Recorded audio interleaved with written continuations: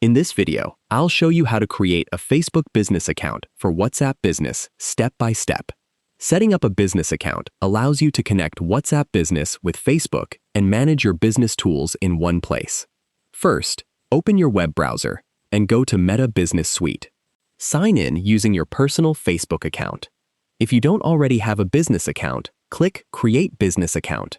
Enter your business name, and your business email address. Then click Submit. Once your business account is created, open Business Settings and complete your business information if prompted.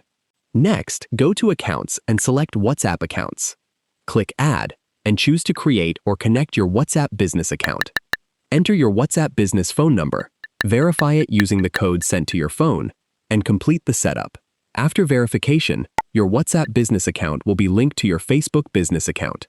You can now manage messages, assign team members, connect your Facebook page, and use additional business tools through Meta Business Suite. If you found this video helpful, please like the video and subscribe to the channel for more easy app tutorials. Thanks for watching.